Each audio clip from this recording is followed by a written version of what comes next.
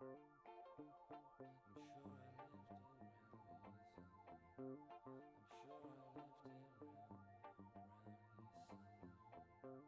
sure I left it here. I'm sure I left my bag there. I'm sure I left it round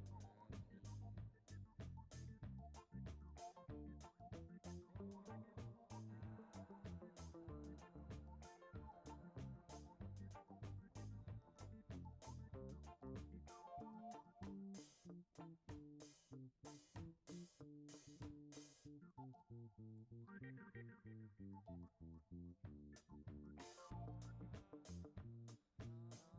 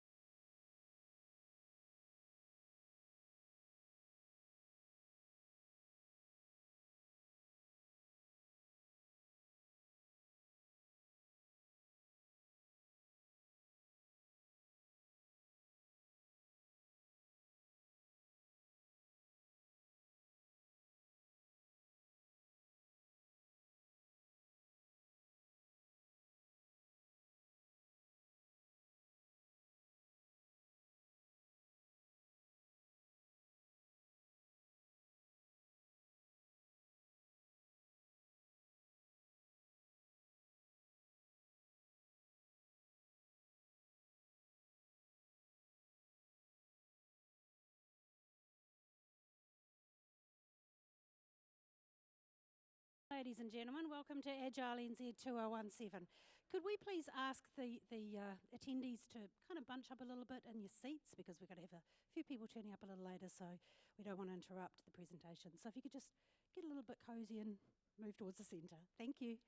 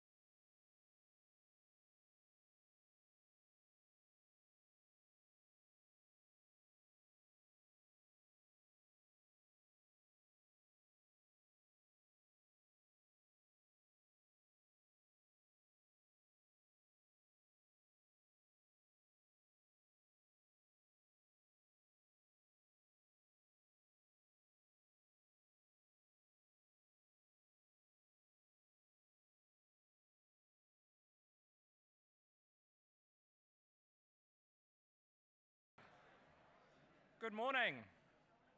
Yeah. Wow, have you guys been rehearsing that or something? That was pretty cool. I just want to say, wow, I knew how many people had signed up to the conference, but it's not till you're standing up here on the stage and you look around and you see all of these faces, and a lot of whom I don't recognize. that you appreciate, how many people are really interested in what we're talking about today. So thank you all for coming out. I really appreciate it. 9 o'clock on a Monday morning. I know it's bright and early for some of you. Thank you. In for a really exciting couple of days. I was having a conversation with one of my brothers who works for Cirque du Soleil, and we were having a discussion around who is more agile. I don't know if I need to take a selfie and we can have a bit of compare and contrast. Really exciting to see so many people that are really invested in what we're doing. And it really stands out to me, that we've got such a strong community here in New Zealand, people that are really interested in doing things in a better way. And so it's just, a really exciting time. And, as I was getting ready to come in this morning, and I was sort of thinking about why are we here? Why do people actually want to sign up to come to an event like this? And I was watching my son. I've got a son who's almost 2 years old, and it's the most adorable thing you've ever seen. He's learning to jump at the moment. So if you don't have small children, you probably don't appreciate this. If you do have small children, he'll stand there, trying to work up momentum. And he falls over on his ass almost every time. It's really cute, and then he'll come and he'll get a hug from his dad. But he never gives up. He just keeps on trying, and he keeps on trying new ways of doing this, right? And I think a lot of us, when we've gone through our professional lives, when we've gone through education, this is something that gets beaten out of us.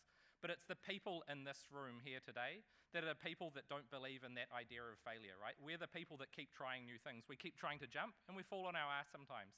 But we keep trying, and we keep doing it, right? And it's really exciting to have that group of people. There's a quote from Einstein: "You never fail until you stop trying." And I really believe in that. And I think in this group, we've got a group of people that don't believe in failing, right? We keep on trying. I think as a group, we're people that we want to do better, right? We're here because we want to learn. We want to improve. We want to deliver the right thing. We want to deliver the right quality. We want to deliver to the right people. We're people that keep on asking those probing questions. And today we've got a whole collection of speakers that are going to help you discover what some really good probing questions might be, to help you figure out what is the right thing, who are the right people, what is the right quality, okay? I want to give you a little bit of an idea of what it takes to put a conference together. So we started working this almost a year ago now, and we've interviewed. So every speaker that you see at this conference is someone that someone from the conference has gone out and had a conversation with, or come to us with a very, very good reputation. So no pressure for all of the speakers, but everybody should be amazing. We spoke to around 100 people from all around the world as a collection. We sent approximately, and I've noted this down, 1.27 million emails and 36 million text messages. I'm pretty sure if anyone wants to fact check that, go and talk to the people at the backstage. We've got some amazing sponsors that also help make this event possible, so I just want to specifically mention those guys. We have Assurity, who is the title sponsor for the conference. Really thank Assurity for their support. Rivera, CA Technologies, Scrum.org, and Patricia has flown all the way from Boston to be here with us. We have IC Agile, and we've got Shane from IC Agile sitting down the front over here.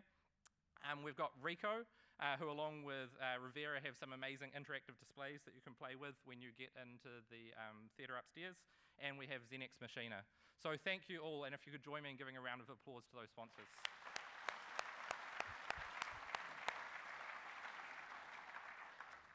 We also have a very good collection of keynotes, and I also want to specifically thank them because they have travelled from far and wide.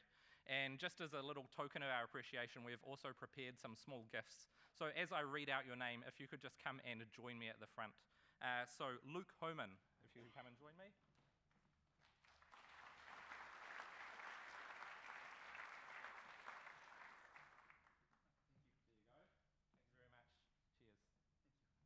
I might do this as a group because otherwise it's going to take us a long time. Patricia Kong, if you could come and join us. Edwin Dando and Dan Teo. Rachel Davies and Liz Sedley. Mike Orzen, Pia War, and Lynn Kazali. So if you're all here, if you can come and join me.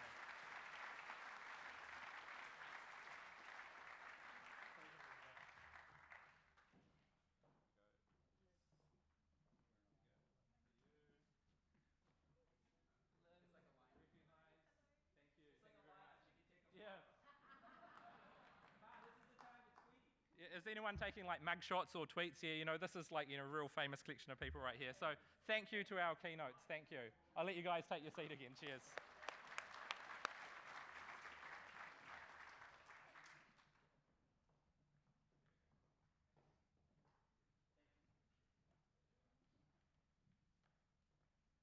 So a few bits of housekeeping that we've got to run through for the day as well. If you haven't already downloaded the app or the program, you should go and download that so you can figure out where you want to be. There's a couple of talks that are a little bit different as well, so I just wanted to mention those. Number one is the coaching clinic. So the idea of a coaching clinic, if you've got problems, then you can go and have conversation with people that are really good at helping you get to the root of those problems. That will be running in the afternoon slot every afternoon, today and tomorrow. So go and make most of the opportunity to meet some really experienced coaches. We also have lightning talks or open space. So the idea of an open space is you actually generate topics on the fly. So if you want to have a conversation with people about any given topic, go along to the open space this afternoon, tomorrow afternoon, submit a talk, put something in there, or if you just want to have conversations with people, it's an opportunity to go and talk about what really matters to you, okay? So we've got that on today and tomorrow. Te Papa, it's a pretty great venue. Hopefully you guys are enjoying it already. We're really excited to be back here. We were last here in 2015. 4 key rooms that we're going to be using over the next 2 days. They all feed off the main stairwell, which is just outside there. We're currently in the Soundings Theatre. This is on level 2. This is where you'll see the keynotes and also some of our local speakers. Level 3, we have the Oceania rooms. Okay, so we've got 2 rooms up there. They were used for innovation and relevance sessions. On level 4, we have Imakura. This room has many roles. You've obviously gone there to register already. Catering is going to be in that room, so it's an important one to remember. Speakers will be in there, some local speakers. Sponsor zones. Plus, we're also going to have live streams of all of the keynotes. So if for any reason you want to stay hanging around up there, you will be able to see the keynotes still. Please be aware as you leave the sessions. Obviously, some of them are in quite close proximity, so if you can just keep the noise down, that would be great. Catering, we've got some really good catering in, a lot of local companies that we're supporting. We've got complimentary coffee, yay Wellington. We've got ice cream from our fantastic Wellington producers. So we've got Mojo Coffee, we've got People's Coffee, and we've got Gelissimo Gelato. So a pretty good selection, lots of health food. Menus for the next 2 days, you'll find them in the app, so you can look those up if you're interested. If you've got different dietary needs as well, you can find those or go and ask anyone in the blue t-shirts that are running around that say crew on the back of them. They're able to tell you what's what. There's also water and juice stations for those of you that don't drink coffee. You can find that in the main room up on level 4. There's free wireless, which you can find on the back of your tag. There's also instructions on how to download the app. That's also on the back of your tag. And our Twitter hashtag. So if you're a social media maven, then obviously get tweeting. Cell phone charging stations at the IC Agile stand, which is the really comfortable looking couches up on level 4. So make the most of that. And you can park at Te Papa for $12 a day. If you didn't already know that, you just need to get your ticket validated with somebody. Ask the people in the blue t-shirts, they know more than I do. In the event of an emergency, we've got to go through this. You'll hear an alarm that says, "This is a full evacuation of Te Papa. Please leave now." Upon hearing this, please make your way to the nearest fire exit. In case of an earthquake, stay away from windows, find cover and remain until all tremors are finished. This building does sit on base isolators. It's one of the safest buildings in Wellington, so if there is an earthquake, I'd probably stay here. If the fire alarm goes off during an earthquake, please remain under shelter or in the venue and then follow the instructions from the host at Te Papa or emergency warden. It says here, Te Papa is designed to withstand an 8.5 earthquake, so hopefully we don't experience that, but it's good to know. And with that, I thought it would be really fun. You know, I was watching the Chinese Congress the other day, and Xi Jinping did a 3.5-hour speech, so I was really tempted to try and slot myself in for 3.5 hours at a conference. I knew everybody would be really excited to listen, but I thought I would mix things up a little bit. And so rather than listening to me for 20 minutes, I invited a special guest along. This is a secret thing that wasn't in your itinerary, and I've managed to arrange someone that some of you might have heard of before. There is a gentleman called Ken Schwaber, who is the co-creator of Scrum. Anyone here heard of him? Yeah, there's a few hands that have gone up. So Ken is going to join us for a brief chat, just to share what his thoughts on agility are. So if we can throw over to Ken now. Ken Schwaber, everybody. Good morning to all of you. It is morning, isn't it? Yes. Patricia Kong, who's with you, comes from the same time zone I'm in. So all you need to do is look at her and see what that would do. We bunch of us people who are involved in the Agile movement and involved in um, untangling ourselves from waterfall and things like that, got together and one of them people said, so, Ken, what have you been thinking about lately? Scrum is gone and we've got SAFe and we've got, XP. People are now talking about digital transformations, and we're seeing whole businesses go under. We're seeing manufacturing change. We're seeing supply chain, CRM, incredible things happening. Matter of fact, our government is not recognizable. So, how have you been taking this in? What's going on? I want to just give you a little bit of background, and this is going to be very quick. Jeff Sutherland and I have been friends for a long time, and we started working on our approach to software development based on some pretty unusual things back in the early 1990s. And for instance, we had object-oriented. A lot of things, people don't talk about it so much anymore. It's just accepted, encapsulation, things like that. We had powerful mini computers with up to 16K. It was really incredible. And so we're starting to build ALM tools.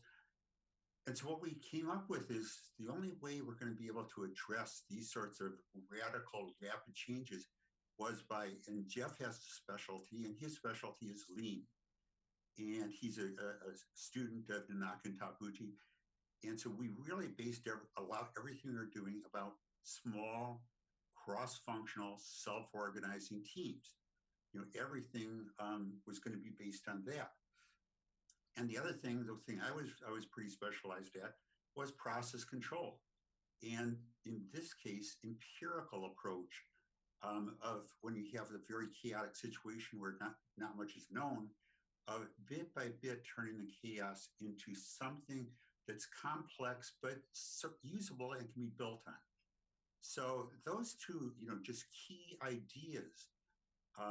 You can take the rest of Scrum and do whatever you wish with it. It's kind of interesting and write good books about it.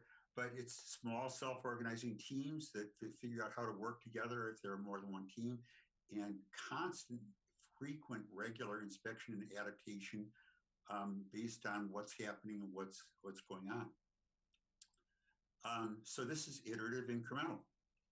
And to that, just so that we could tell people about it, because it's a very short conversation otherwise, we added some events, like sprints and artifacts, like a done increment, and roles like a Scrum Master. Some things we might do differently, but we added those. And there's Scrum. And it's like started at 15 pages. I think it's up to 19 pages. And it is simple, dirt simple. You can learn it really quickly. But then the hard thing about it is it's useful for turning chaotic situations that rapidly change and more is unknown than is known, and for helping you bit by bit turn that into something that's useful, or if it's not an opportunity, setting it aside and going back and coming back later. So this is Scrum. That's it. And we're going to come up with another release of it, I guess, in about this week, another release. And we're going to add a couple of things. We're going to polish the sneaker. We're going to change some of the fonts. We're going to make it look a little better, but it's basically the same thing. And your job is to take this really, really simple approach, which requires you to work closely with others and do things based on the experience of what you find out and see what you can do. Now, what's interesting is a lot of the topics at your conference are digital transformation. Now, digital's been around since a long time. Maybe the abacus was the start of digital.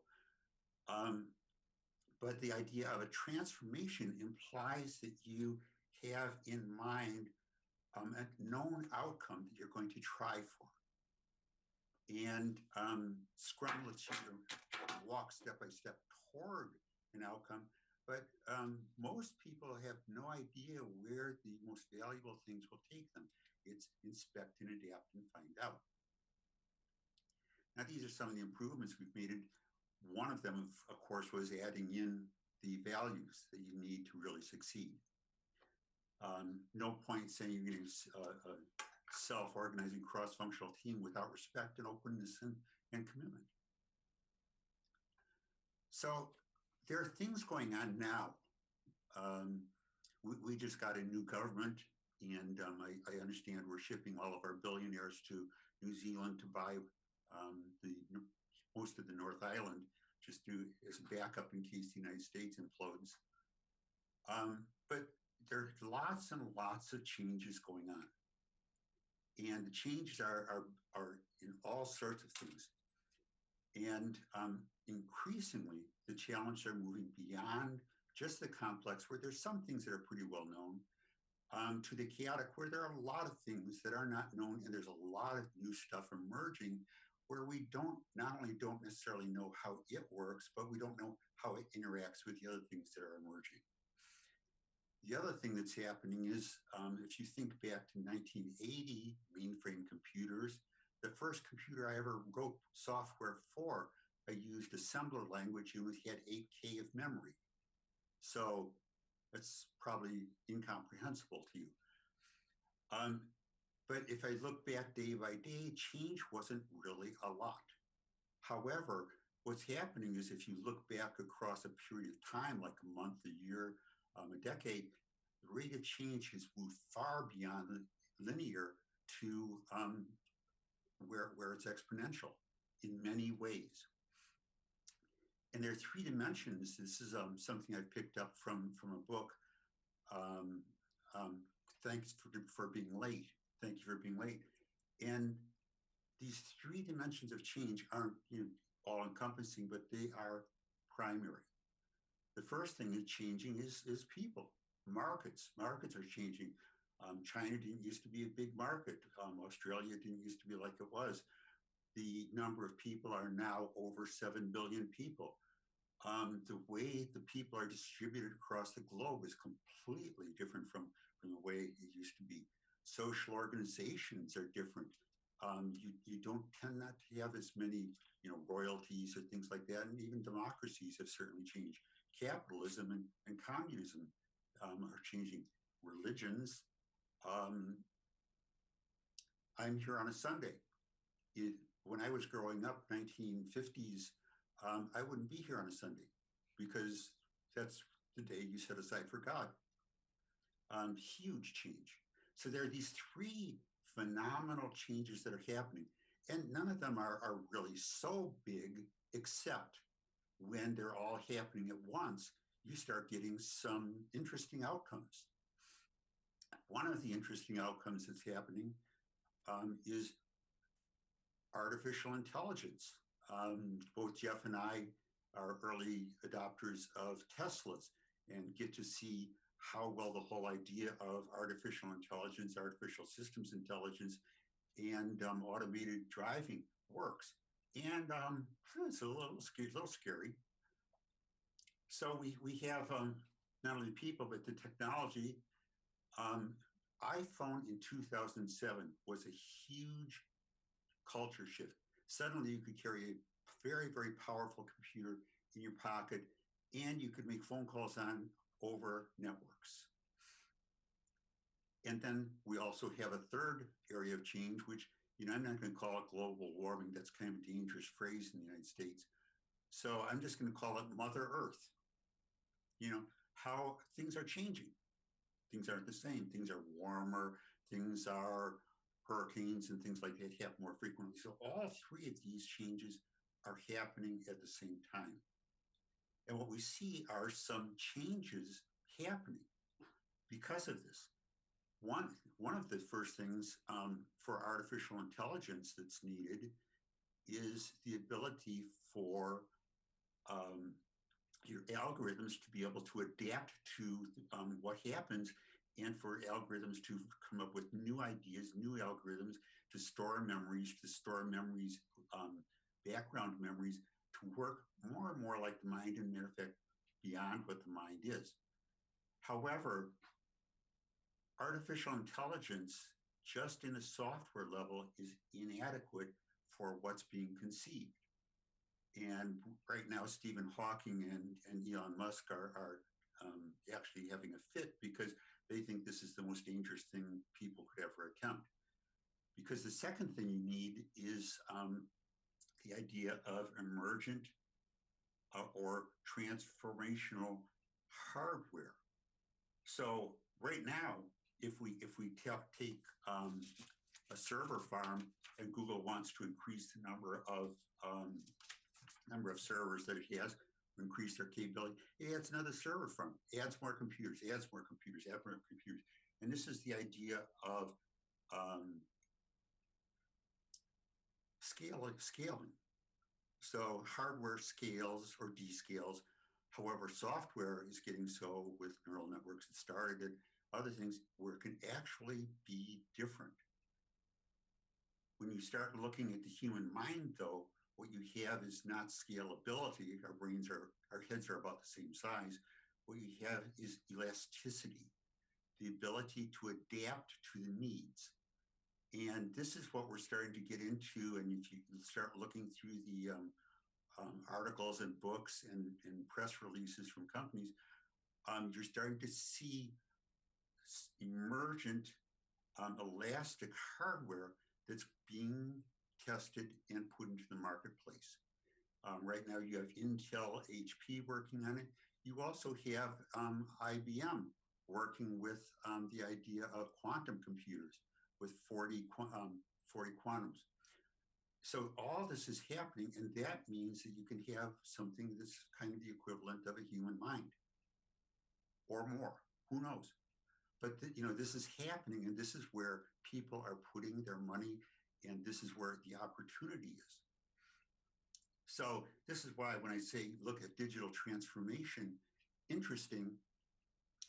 However, we don't know what the outcome of this is going to be.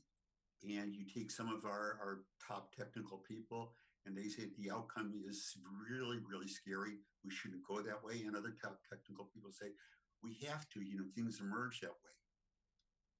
So it depends, but we're in those times. And where you're going to see opportunities through Scrum is the idea of small self-organizing teams working together in inspect and adapt empiricism, going after these very, very difficult, hard problems in material sciences, in biological sciences, in computing, and coming up with solution after solution after solution after solution. And what some of the outcomes we've seen already, these are not necessarily the good solutions, but just to show the power of the interaction of these three dimensions that are going on is Mother Earth is changing. One of its changes is we have desertification. That is, we are, if you look at the globe now compared to how it was 30, 40, 50, 100 years ago, the amount of it consumed with desert is vastly greater. And what that does is takes all the social structures that the people are in and causes them to change because they're no longer able to sustain and maintain and support themselves and their religions the same way they did before.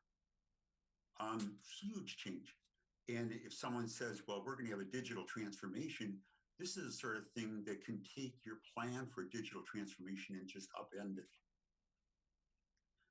One of the things that can cause is drought brought on by this can cause starvation, social collapse, and people to get on their cell phones and say, those guys in charge of our government, they aren't feeding us. We want a new government.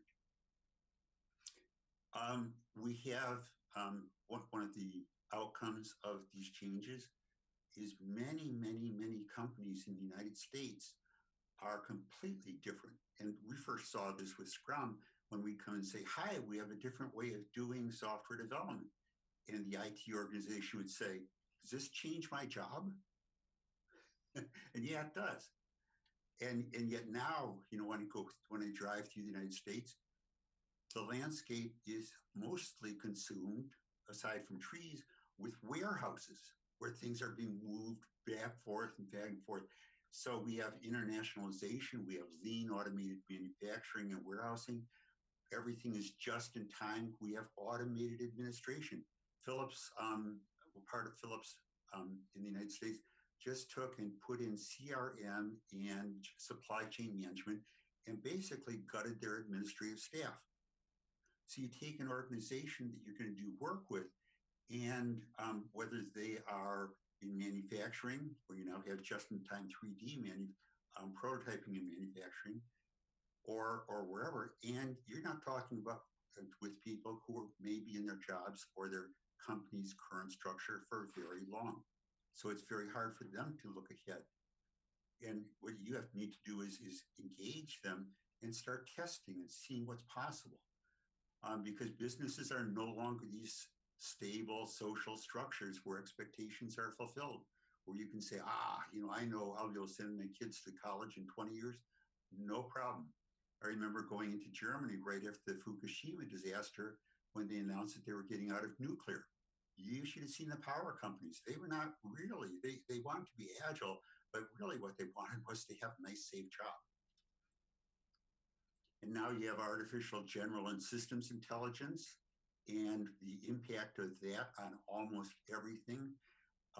If you haven't read too much about it, what was that book? Singularity? Yeah, take a look at a book that's been out for a short time. It's called The Singularity. Just take a look at it and think what it means to computing. Think what it means to the types of projects that you can start be investing in, because that's where the money's going to go.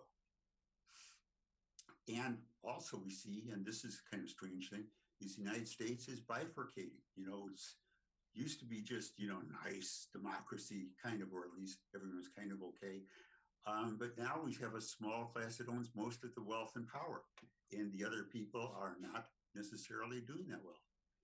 And I'm perhaps older than most of you, I hope. And it's a very, very different world and different companies and different technologies we use.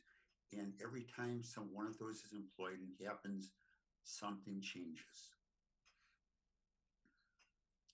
So organizations are losing their traditional roles, community and security. So when you come in and you're talking about a digital transformation, you're not scheming and plotting with an organization saying, how can we be competitive and beat the pants off our other competition? You're saying, how can we be reasonable? How can we be relevant? How can we sustain ourselves and do things that are good for our society and for our families and for our culture? And so this is not a passive role. This is not a mechanistic approach. This is people like yourself who have a tool that can carefully cause change with others, and you are the source of the knowledge of how to do that. So what I'd like to just invite you to do is what we're looking for, and what particular the people at Scrum.org and Scrum Inc. is we're looking for courageous people with a working knowledge of Scrum. We're not looking for people who understand that you need 3 questions in a daily Scrum. We're looking for people who understand small self-organizing teams and empiricism. And you will be, with that knowledge, you can help others solve an increasingly chaotic and complex challenges facing our society. And the people are increasing. Mother Earth certainly is changing quickly, and the technology is changing and emerging so quickly, it's astonishing. You are going to have an astonishingly interesting life. And I want to wish you well. I want to hope that Scrum becomes a tool that you can use, that will help you and will help your friends and your society and your culture provide a place where you want to live. So thank you very much. These are the sorts of things that we pass on and we talk about and think about now. And interesting conversations. Overall, keep calm, right? And Scrum on. Thank you.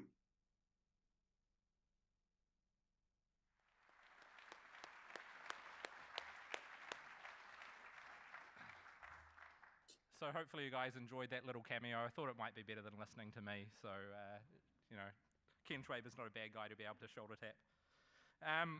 Some really interesting things to think about there as well, right? Gets you thinking about the future of the world. So just something to get you warmed up for the conference. And with that, I'm not going to blather on anymore. I'm actually going to take this opportunity to introduce our next amazing keynote. Some of you might have heard of Luke Hohmann before. He's the founder and CEO of Content.io, which is also known as the prioritization company. He wrote an amazing book called Innovation Games. If you haven't seen it, you should definitely check it out. And there is a handout coming out with some things you're going to use in his talk as we go through this.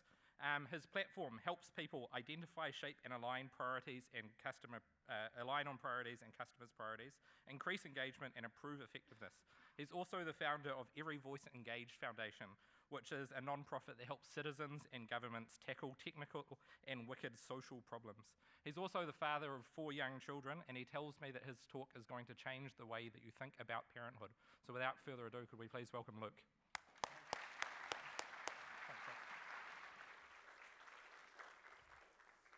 All right, so we have a joint kind of decision to make. I planned my talk for an hour, and we're starting a little late on that.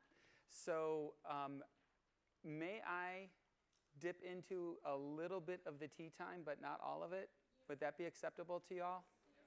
I lived in Texas for a while, so I do have a y'all card. I can use it. That was an appropriate moment to use the y'all card. Thank you. This is a choice we can make together. This is also, every now and then I'm going to shout things out. This is a nice, intimate venue. So if you shout things back, at the very least, you'll make me happy. What are we building when we're using Agile to build stuff? And how are we building the thing that we're building? Does it have a useful and powerful and durable foundation? Does it enable us to accomplish the mission that we've set out for ourselves, or the goal that we desire to change, that we've decided to attempt? And how do we go about doing that? I'm a runner.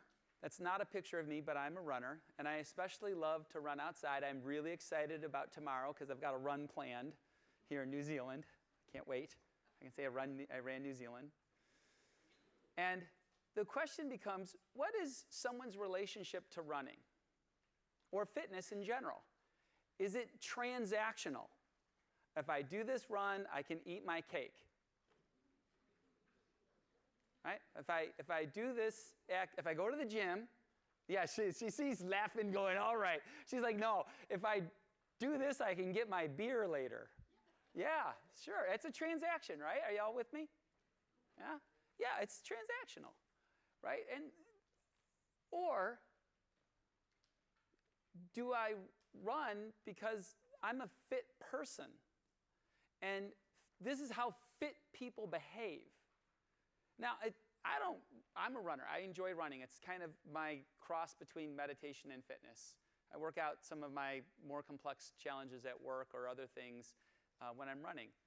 It doesn't mean that I think that's the only thing you can do. Go for a walk. It's brilliant. Walking is wonderful. But it's not total fitness, right? Fitness comprises many elements, and they work together to talk about, are you a fit person, or are you transactionally associated with fitness? And you're probably all now wondering, how in the heck is this crazy guy, I am from California, so you can say that, how in the heck is this crazy guy going to get this back to Agile? Let's see if we can do that. Let's see if we can do that together. Hopefully you have a piece of paper.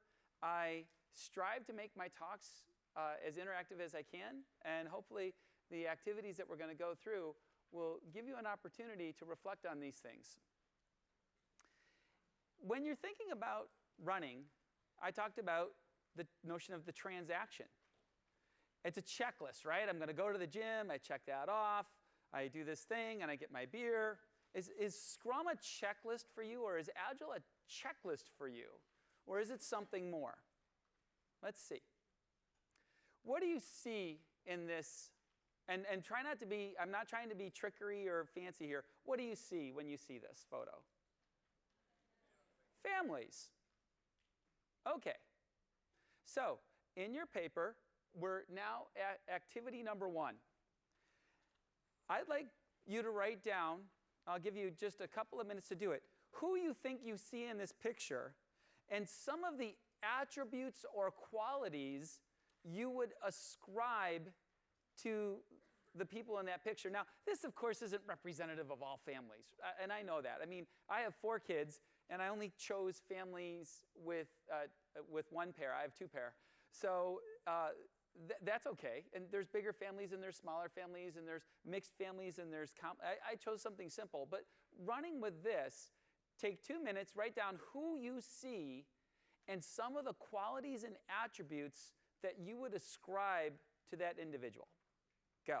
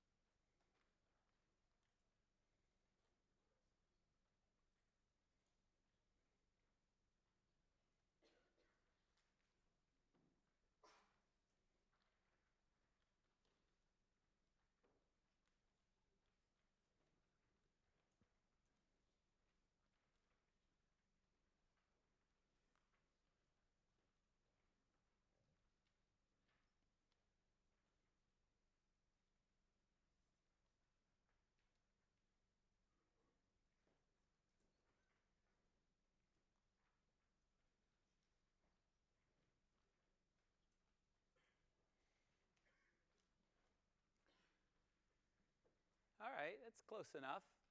Shout it out. Help me out. What do you got? No one wrote anything. Wow. Nurturing. That's a quality. Did you ascribe it to any of the people up there? To the parents. So parents, nurturing. Give me another one. Loving. To whom? To everyone. Everyone. Oh, hopefully. Okay. And more specific roles other than parents and loving with everyone. Moms. Moms. Give me some of the qualities or attributes you associated with mom. Nurturing. Protector. Discipline. Working. Okay. Sport. I love it. Right? Organizing. Organizing. All right, got to organize. Patient. Patient. Yes. Impatient. Not really. In the Hohmann house, my wife has gotten so tired of asking what is for dinner that we actually have a whiteboard. There it is. Here's the menu. Look. You want to know what's for dinner? Look. And I noticed that there was a certain style of words that you used. And it was interesting. Did anyone have any words like, and you ascribe it to either mom or dad or the kids? Cooking, cleaning, anyone have those kinds of things? Organizing was close, but no one had those kinds of words? Drinking. That's... Yes. No, but no, like cooking and cleaning, changing a bike tire. Dad, I broke my bike chain again. Could you fix it? Oh, really? How did you do that this time? What did you do? None of that? Did anyone have any of those? No? But they're there too, right? Agreed? They're there? Okay, so we have things that are like the loving and nurturing, and then we have things like organizing, and then we have actual other things, cooking and cleaning and fixing bike tires and changing light bulbs and squashing bugs, depending on who is the bug squasher. Or sometimes the bug collector if it's the kids. Don't kill it. Let's save it. Okay. So let's do this again, activity number 2, but let's do it for a Scrum team. Now, here we've got a picture of a Scrum team, and there's a couple of different pictures of Scrum teams. And there's the kind of the role-oriented picture of the Scrum master and the product owner. Then we have a Scrum team maybe doing some planning in a room. There's a Scrum team using the innovation game Prune the Product Tree in person. And then there might be a set of distributed teams who are using the Weave platform and doing the same activity, Prune the Product Tree, but now they're doing it online. 2 minutes, write down some of the roles and attributes and qualities that you would ascribe to the people that you see in these pictures. Go.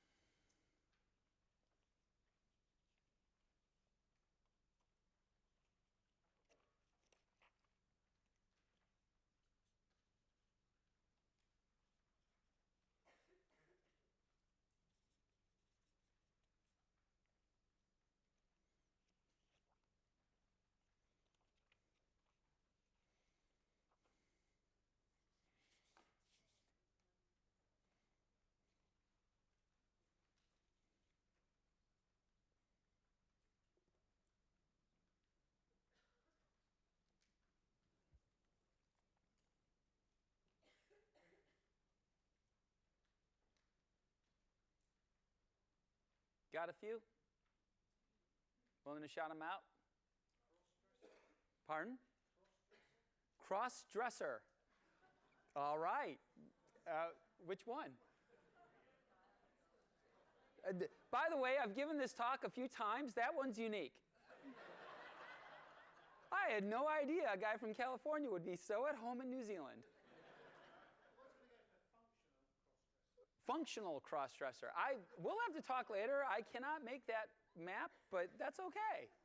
I don't have to. Any other ones? Collaborative. Who? Dynamic. The team. Okay. Dynamic.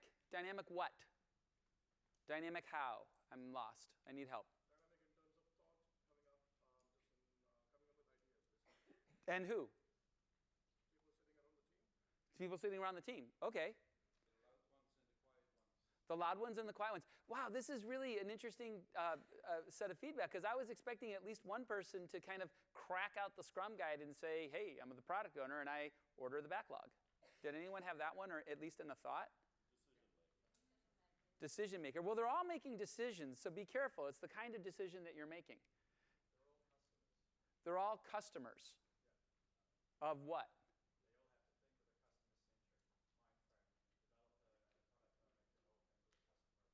Okay, but be careful with your words, right? To say they're all customers and they all should think about their customers, not the same thing.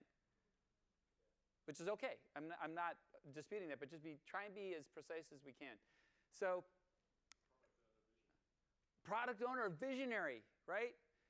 Right? Unless we don't like the vision, and then we call it command and control. It's really, it's really weird about that, right? We love that word vision. I was waiting. It was a little bit longer for this talk to get to vision, but man, I knew someone would crack out that word, vision. We love that word in Agile, vision. unless we don't like that word, and then we call it command and control. But there's different things, like, and developers, did anyone at least think about things like developers, they write code. Like, they do stuff. Eventually, they have to write code. I agree they have to think about their customers while they're doing it. Totally agree. But eventually, if a developer walks in and, hey, what'd you do today? I thought for 8 hours about my customers. Okay, did you write any code to help them out? No, just thought about them. I really care. Okay, how about caring and writing some code to help them out? Oh, okay. So we have this going on too. Let's do it one more time, but let's make this one completely interactive. What do you see when you see this in terms of the people or the roles and the attributes and the qualities that you would ascribe? Resources, silos. Which one? You're right. The mirror. No, what are you seeing, or what are the qualities and the attributes? What's going on here? Hierarchy. But that's a structure. That's not a role or a quality per se of the people. That's just the structure that they're in. What about the roles and the qualities? Specialists. Okay. Constraints, waste. Management. I heard the word management. What does management mean? What does it mean? Overhead. Okay. See, this is interesting. I want you to run with this energy for a little bit. I want you to, when you hear that word manager, what do you hear? Command and control. Thank you. You get a fist bump there. Okay. You hear manager, you hear command and control, overhead. What else do you hear? Politics. Dictatorship. Command and control, dictatorship. What else do you hear? Does anyone also maybe hear someone who might do budgeting? I'm not saying it's good or bad. I'm just saying someone who does a budget. Someone who does other things like that. Bureaucracy. Planning, resource management, things like that. Now, there are other people here, right? We said visionary and vision. Could any of those kinds of qualities exist in this chart? Maybe? Maybe? CEO, theoretically. They have the vision. They're the visionary CEO. So if I say visionary, are there other words that would go with visionary? Innovative. Strategy. Inspiring. Courage. Risk averse, maybe. Right? Risk averse. Leadership. Right? That kind of crystallizes those two words, right? Management and leadership. And we're starting to think about the patterns, or without realizing it, you're thinking about, wait a minute, there's some distinctions between these words. And those distinctions might really matter. So let's go back. I argue that there's two distinctions that you're making without realizing that you're making it, and I want to make them more prominent for you. I argue that you're operating in the world of being and doing. And what I find curious and powerful is that when you look at the word mother or father, you ascribe both qualities of being and doing to mother and father. A mother can give you a hug when you had a bad day at school, and she can fix your bike tire. A dad can be supportive when you come to your dad and say, Dad, I want to change sports, and I want to do something else, and a dad can cook a meal. Being and doing. And we have a single word that captures that in the domain of being and doing. So I'm on activity number, we kind of skipped activity 3 together, and I'm on activity number 4, and I just want you to write down at the top, mom and dad, and the domain of being and doing, and just write down a couple of things that I said, or things that you think are appropriate for mom and dads to be being and doing.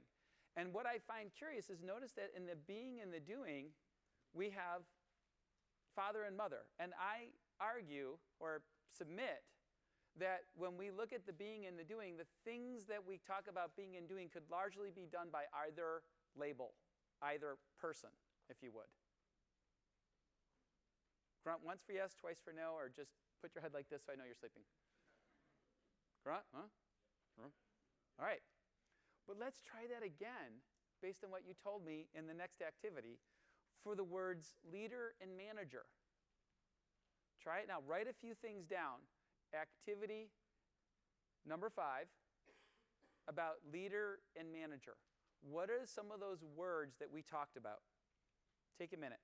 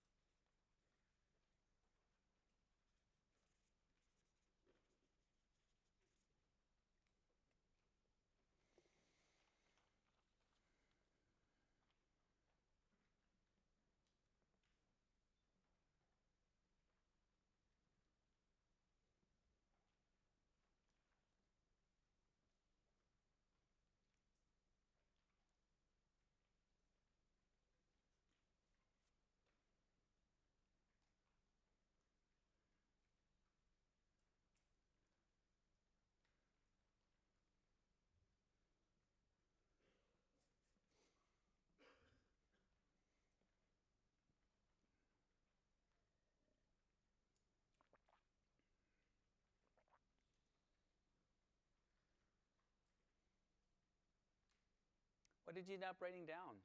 Remember those words we talked about? Leaders were what? 7. Leaders were what? 7. Servants. They could be servants.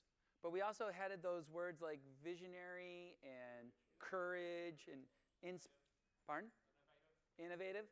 Right? So what happens when we have father and mother and we ascribe being qualities to both, and we have leader and manager and we ascribe the being qualities to the leader and the doing qualities to the manager? What do you think is happening here? Can we realize our expectations of what Agile is supposed to be about when we have these separations and these distinctions, and we continue to use these labels at work? We don't do it at home. We don't do it in the Ken likes to talk about teams. Great, I do too, but the most important family unit or team of all time is the family unit. And we don't do it in the family unit, but we do it here? That's curious. I find that curious. It may be one of the impediments that is so deeply woven into how we work that we don't even realize it's an impediment anymore. We've accepted it. And maybe we shouldn't. Let's keep going. I have found that when my team, employees at Contenio, want to know how we work, that adding the phrase because explains why connects to the being. And the phrase so that, just like in a user story, connects value and action. Let me give you an example.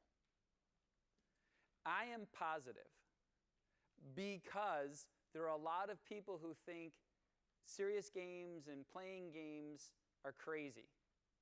Yes, I'm from Silicon Valley. No, I do not have VC funding. No, we're not walking around getting massages every other day and getting free food.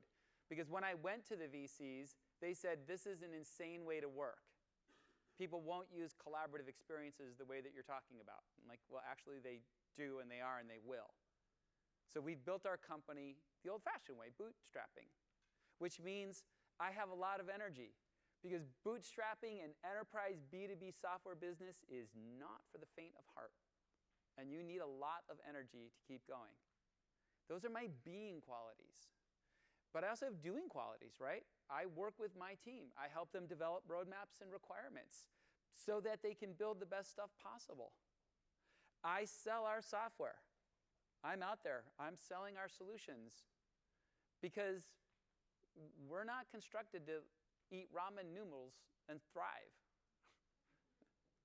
I have 4 kids. I have a mortgage. My employees have kids and mortgages. We need income to provide jobs. And that's a goal that we have. And this is really important. So what I want you to do now is I want you to pick, and this is a personal thing. On activity number 6, it's on this page. For what you are doing at work right now, for your particular role, I would like you to write at the top the domain of being, and the other side the domain of doing, and I would like you to add the phrase because and so that. And I would like you to write 2 things in each column about what you're doing at work. 2 things of your being and 2 things of your doing. Go ahead. Take 2 minutes. 2 things for you personally.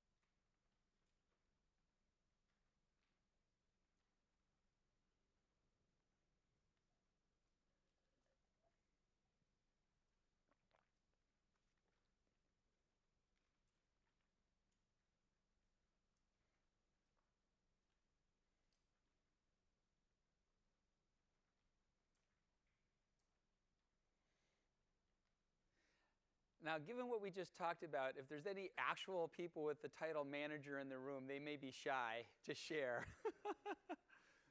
But notice that regardless of your role, you have the opportunity to have qualities of both being and doing in the workplace, in your job. It may be harder when someone labels you a certain way, and accordingly, you may find it challenging to operate either in the being or doing role. You're the CEO. Yes, you're visionary. Well, actually, I wanted to contribute to the budgeting process. Well, no, you're being, you're not doing. That's the role of managers. I'm a manager, and I'd like to kind of talk about like where we're going. No, that's the visionary stuff. You're a manager. We don't like managers. Now, curiously, I think it's one of the nice qualities about the Agile movement and the focus on teams is that we tend to not have those roles in teams. Like for years, companies like Gore-Tex have said, like, you're an associate. You're an employee. Like, you work here. Bell Labs, you're a member of research staff. Okay, right? Just very simple. For myself personally, I was fortunate enough to help form the first conference, the Agile conference in 2003 with Ken and Alistair. And prior to that, I had decided on my own, before we started really formalizing some of the Agile stuff, that QA as a separate function no longer made sense. So I just abolished QA, and I just said to the organization, you're collectively responsible for quality. And I found better results then, and now I still do find better results. So you want to think about this notion of being and doing. Now there's more to this, right? There's not just being and doing. There's other things that go into that foundation of what you're trying to build. Because if you can create this kind of a strong foundation, you can build lots of great stuff. There are other ways to look at this, and I'm going to provide 2 more that I think have utility in what you're trying to accomplish. because the word because is tricky, and just talking about that aspect of because or so that, the clause, may not always accomplish your goal. So some of you may be familiar with Simon Sinek in his work, Start With Why. Really brilliant stuff. And Simon talks about, everyone knows what they do. Not all companies know why they do what they do. And he has a very eloquent, millions and millions of people have watched his TED Talk. I would highly recommend it. And we have found this to be valuable because it helps explain a different part of our behavior. So at Contenio, our why is actually very similar to what Ken was talking about. We do believe that collaborating teams are the world's best hope for solving the problems we face. And we believe the right frameworks dramatically improve collaboration outcomes. Now, I don't hold that Scrum is the right framework. I hold that there's a lot of frameworks out there, and that the right framework in a given team for a given decision-making process is really fundamental. And I also hold that this happens at all levels of society. So we've taken Agile techniques through Every Voice Engaged, and we've worked with cities on how to reprioritize budget deficits. We've gone to schools and we've taught kids to create ideas and shape them into proposals and pick the proposals that work best for the school and then implement those projects, all using collaborative frameworks. So there's a lot of different frameworks. We have a partnership with an organization, the Kettering Foundation. The Kettering Foundation's sole purpose is to study the function of democracy itself and identify ways to improve it. They've created decision-making processes known as deliberative decision-making forums where you can assess strategic choices, understand causal system dynamics, and build foundations for actions within organizations and within societal groups. How we do that is by blending and integrating techniques from game theory, cognitive psychology, and organizational psychology so that you can have frameworks that you need and you can learn to build your own frameworks, because those principles can be distilled and they can be taught and they can be shared. So you can learn how to do this. This is not some side thing that only a special group of people can do. Now, what we do at Contenio is we build a great software platform. But this is why we do what we do, and this is how we do what we do. If you have had the chance to go through Simon Sinek's work in your own company, write it down in Activity 7 in the 3 boxes. If you haven't, imagine that you did, and imagine that you ended up with something that you felt great about. This is going to take a teeny bit longer, so I'm going to give you 3 minutes to do it. Go. Your why, how, and what.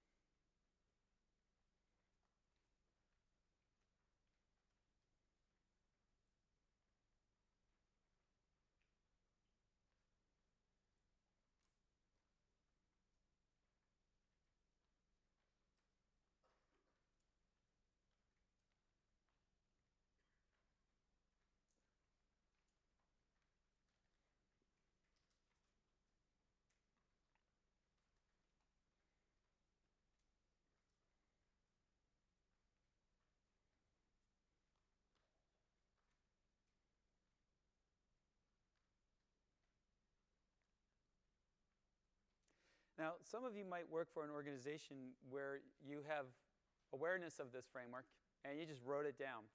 Others may find that this is the first time you've seen this and it was more challenging. That's okay.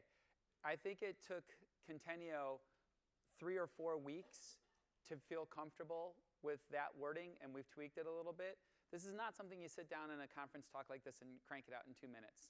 But if you find that this could have value for you, I would certainly recommend watching Simon Sinek's talk. If you want to track me down, I have a way to generate your why, how, and what that I have found effective when I am working with organizations who seek to adopt this framework. But this framework alone isn't quite right either as part of your tool and your toolkit of being and doing and building. There's another thing that is values. And I've actually written 4 books, and my first book was 20 years ago, and it was Cognitive Psychology and Organizational Behavior of Development Organizations. So it's a little academic and a little dry at times, but it really talks about things like what makes a team, and what's the role of experience, and what's the role of cognitive libraries, and what are shared transactional memory systems, and why do we not have to have a goal to order have proper teamwork, because there's a difference between a goal and equifinal meaning, things like that. But there's a part of the book that I wrote about that I still think has enduring utility, which is values. Values are concepts that are important. They help us motivate action, and they matter. And I submit that probably the most unique characteristic of Agile itself is it wasn't formed based on processes, it was formed based on values. These are the things that we value. And of course, I love to tell people, how can I possibly have the joy of changing my plan if I didn't have a thorough plan to begin with?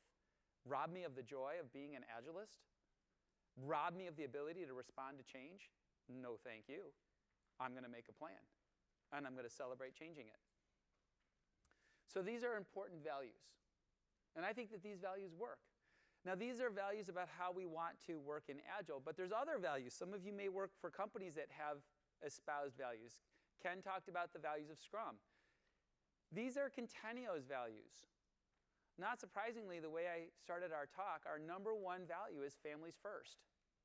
We don't have outside VC funding. We may or may not get acquired or go public, but we have families. And I'm not going to sacrifice that family for something that may or may not happen economically.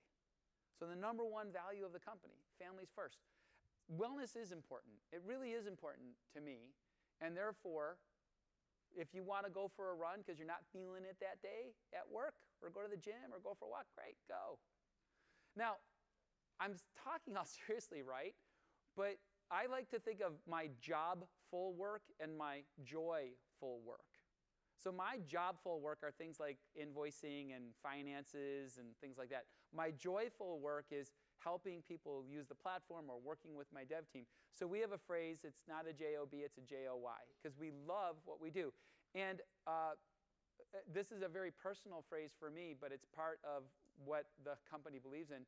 I grew up in a pretty poor environment, in a pretty poor town in America. And so I really do believe that having a job and having hard work and work that you love is a gift. It's not a right, it's a gift. So we like to say hard work is a gift, and we are thankful that we get to do the job that we love. Now, we're proactive, we lead with a point of view, but the next one is important. We make a positive contribution to our community. We conveniently define community as world. That's why when we do things like participatory budgeting and helping citizens engage, first, that's not an American invention. It was invented in South America. And second, we're working on bringing that to other countries around the world. So we've worked with Lublin, Poland, and Missoula, Montana in the US. We've worked with some of the cities in Scotland, Kortrijk, Belgium. We've helped organize participatory budgeting events where citizens can engage and become more active in their government. And so there's other things there that are important. So in the very last activity, a value is a concept that is deemed worthy or important. You choose it. Write down 2 things that you choose that you think are important that you want to operate against. They don't have to be my list. They don't have to be the Scrum list. They don't have to be the Agile list, but they have to be something that you believe will help you motivate your behavior.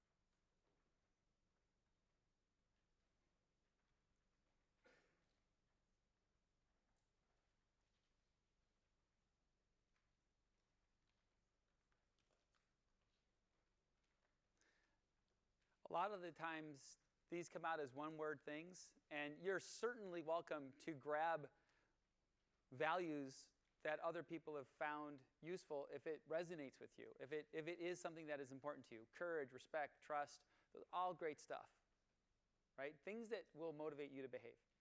So now, how do we kind of put this together? We've talked about being and doing, and I think that the Simon Sinek framework of why, how, and what helps out, because it can support your being and doing. Why are you doing these things? What's the because? Help me understand what this is a belief system.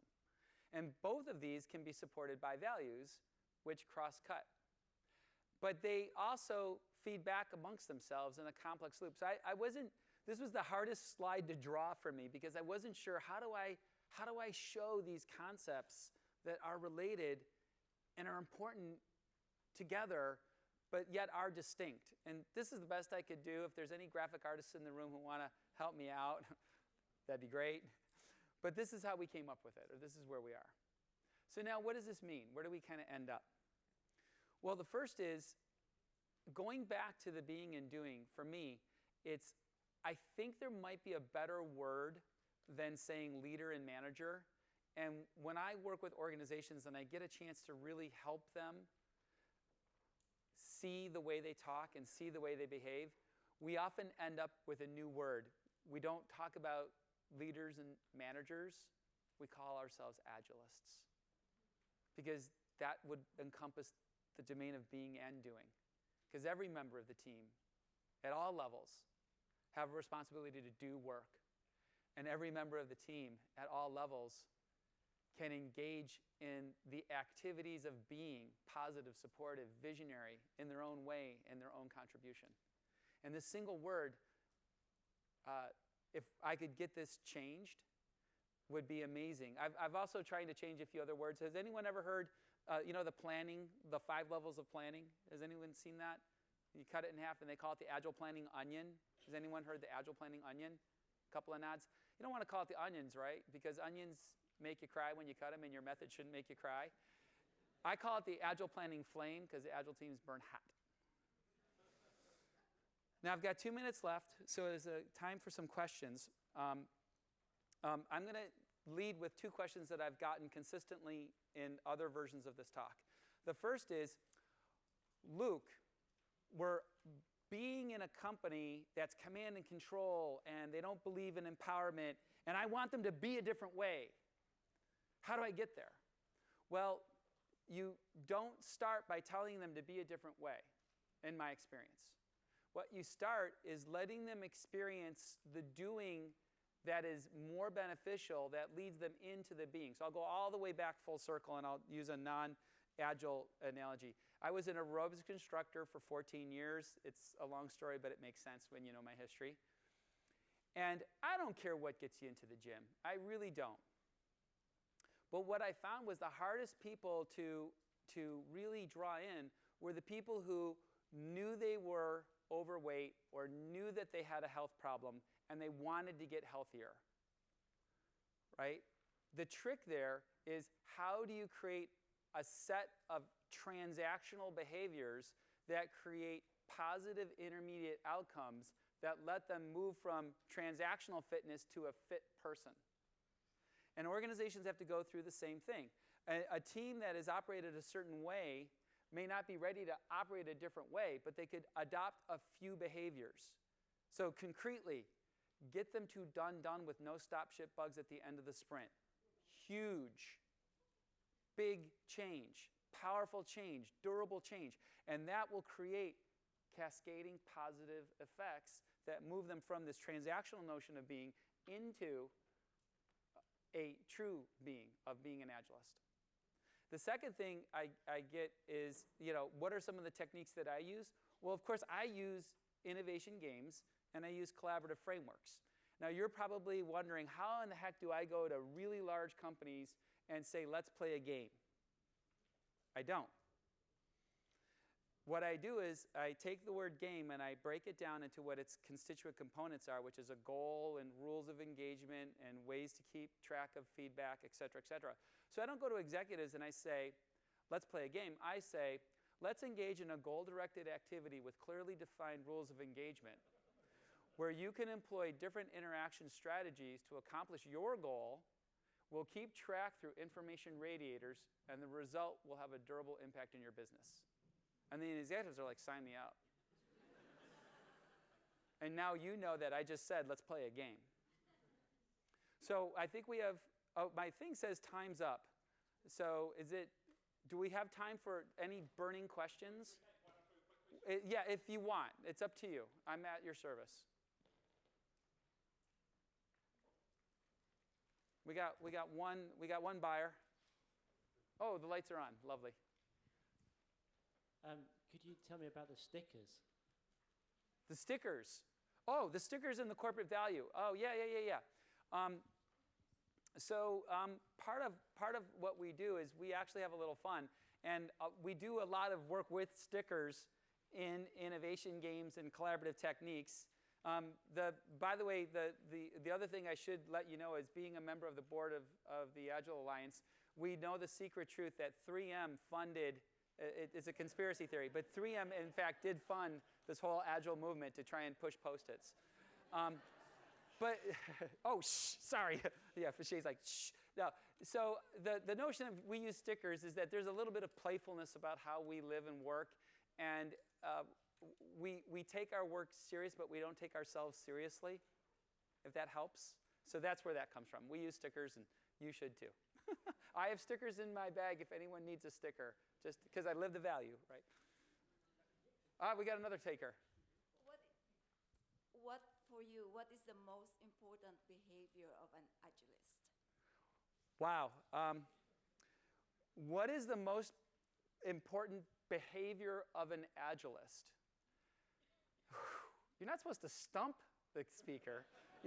I'll tell you what I'm currently thinking. It may not be right, but I'll tell you what I'm thinking. In organizational theory, we have something that we call espoused theory and actual practice. And there's almost always a bit of a gap. We're not perfect. We're imperfect beings.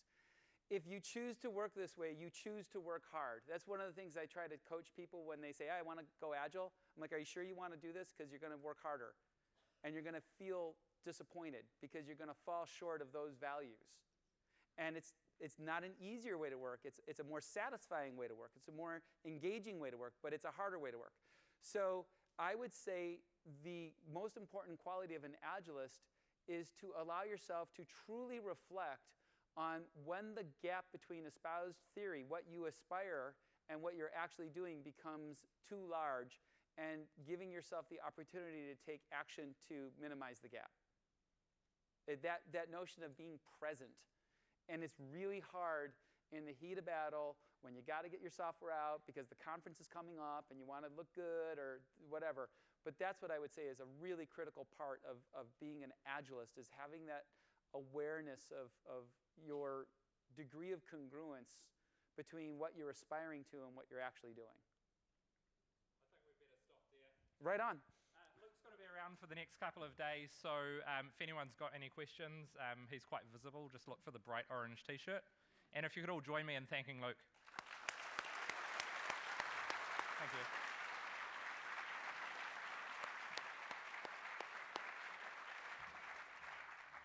And so I can see a few hungry-looking faces. It is now, in fact, time for morning tea. So if you want to head back up to the Amakura Gallery on level 4. Yeah, it was interesting. It really gets you thinking, it's quite funny, like, you know, these, I guess the way that we put people in pigeonholes around, you know, who they are and where they belong. And people certainly have a view of a manager. It's almost a bad word in some agile circles, isn't it?